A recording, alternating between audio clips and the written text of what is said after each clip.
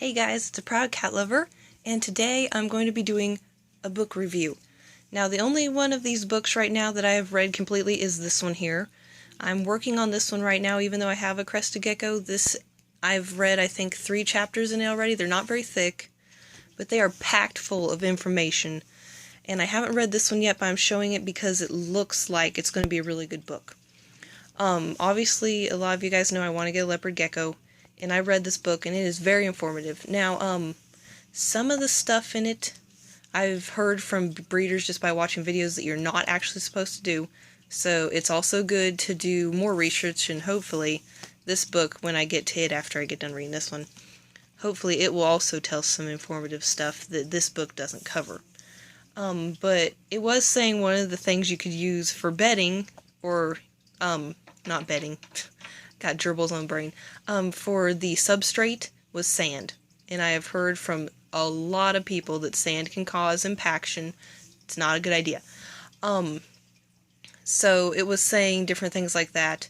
And then it was saying that you can use heat lamps and everything. And I've heard from several people, you don't have to use heat lamps because they're nocturnal. They're not even going to be coming out during the day to bask.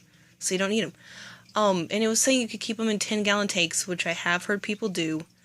But I preferably like to decorate my tanks, so I'm probably going to get a 20 long. So yeah, I wouldn't suggest keeping one in a tank the size of my gerbil tank. I mean, that's just really small, and it doesn't give them much room to, like, explore new areas and stuff. Obviously, if they're a baby, then yeah, keep them in, like, a 5-gallon tank, but once they get adult, I'd put them in a 20. That's just me. This book, so far, like I said, I've only read 3 chapters, is really good. I really like all the information in there. I'll kind of give you a little thing. And it tells about gargoyle geckos and different ones in the back.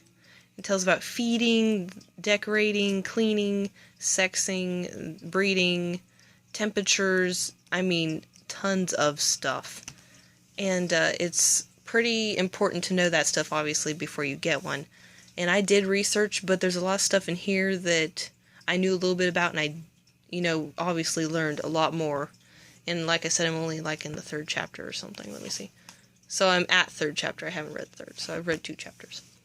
This in the back tells about fat-tailed geckos and banded geckos and some other ones, and I did not read that part just because it was saying they're a little bit more difficult to care for, and that most of them are imported as, wild-caught ones. Excuse me. And I obviously want to get a leopard gecko instead of a fat-tailed gecko, so I didn't read that part. But the rest of the part I did read, and it goes through and tells morphs, it tells how to incubate eggs, it tells the air humidity, it tells, like, the heating, and how much calcium, obviously, they need to have when you're going to breed them, why it's important to give them plain calcium only, to obviously help with the bone disease that they can get, and also for females when they're producing eggs and stuff. So, I mean, it's a really good book. I'd suggest you guys check it out on Barnes & Noble's website. Let's see, how much was it? It was around $9. Now, this one I used a 20% off coupon, so I got it for $8.95, but this one was pretty much $10. So, obviously this one was after shipping and stuff. But, yeah, so I would suggest you guys check out this book if you're thinking about getting a leopard gecko, or if you already have one and you just want to read a good book, because I enjoyed reading it. This one I would suggest also. Now, like I said, I have not read this one yet, but I heard a lot of good reviews about it, so we'll see. But I just wanted to show you guys, and I don't know if I'll be able to show you guys any better pictures or not. But I really liked how it talked about the morphs and the colors, because that's one thing that I'm always going bonkers about with my Crested Gecko, and come to find out, I actually found the color that mine is. I'm not going to try to get him out right now because, or her, I mean, I'm not going to try to get Ember out of the tank to compare pictures yet because she is still hiding under her leaf.